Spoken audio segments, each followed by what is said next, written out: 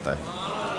اور یہ بات بھی ذہن میں رکھیے گا کہ ایام نہر یہ 3 دن جو خون بہانے کے ہیں، 10، 11 اور 12 تاریخ، ان ایام میں آپ جو بھی عمل کریں، نماز پڑھیں اور دیگر صالح اعمال کریں، بہت قابل قبول ہیں اور اللہ ان کو قدر کی نگاہ سے دیکھتا ہے۔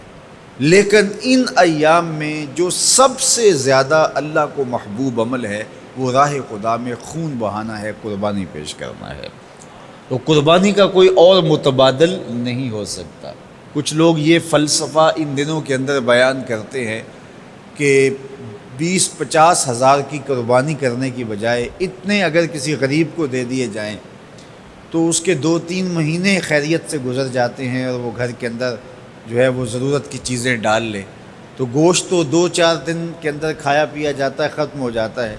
لیکن اگر اتنے پیسے کسی غریب کے گھر دے دیے جائے تو یہ اچھی بات ہے۔ تو اسلام کب اس عمل سے روکتا ہے؟ غریب کی مدد کیجیے، صرف عید کے دن ہی نہیں، مینڈے کی جگہ ہی نہیں، بلکہ اسلام تو راہ خدا میں جانور ذبح کر کے اسی جذبے کو بیدار کرنا چاہتا ہے کہ تمہیں گوشت کی ضرورت بھی نہیں تھی، پھر بھی تم نے ذبح کر دیا، تو جہاں ضرورت ہوگی اور تمہاری ہمسائیگی میں، تمہارے اطراف میں جب کوئی غریب ہوگا تو پھر تم اس کے لیے ذبح کیوں نہیں کرو گے؟ اس کے لیے تم قربانی کیوں نہیں کرو گے؟ اِثار کیوں نہیں کرو گے؟ یہاں تو پھر بھی ہم گوشت خود کھا لیتے ہیں یا غرباء میں بانٹ دیتے ہیں، لیکن منا کی وادی میں جہاں لاکھوں قربانیاں پیش کی جاتی ہیں، وہاں تو جانور کاٹ کے اس کو ذبح کر کے بس چھوڑ دیا، اس کے گوشت سے غرض ہی نہیں ہوتی۔ زیادہ تر حجاج ایسے ہوتے ہیں جن کو یہ بتا دیا جاتا ہے کہ تمہاری قربانی کر دی گئی ہے، اور وہ فون کال کے انتظار میں یا حکومت وقت کی جانب سے دیے گئے وقت کے بعد حلق کروا دیتے ہیں۔ تو انہوں نے نہ اپنا جانور دیکھا ہوتا ہے، نہ اس کو ذبح ہوتے دیکھتے ہیں، تو صرف انہیں ٹائم بتلا دیا جاتا ہے یا ان کو کال کر دی جاتی ہے تو یہ ان کے لیے کافی ہوتا ہے۔ تو وہاں تو گوشت کھانا بھی مقصود نہیں، تو صرف اللہ کی رضا کے لیے جانور ذبح کرنا۔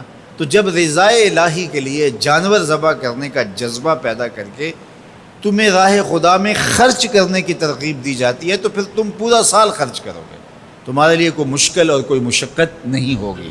لیکن اگر تم جو ہے وہ اس جذبہ خیر سے نور حاصل نہیں کرو گے تو پھر تمہیں یہ دولت نصیب نہیں ہوگی۔ تو سب سے افضل عمل ان 3 ایام کے اندر جو بتایا گیا وہ یہی ہے کہ راہ خدا کے اندر خون بہانا ہے۔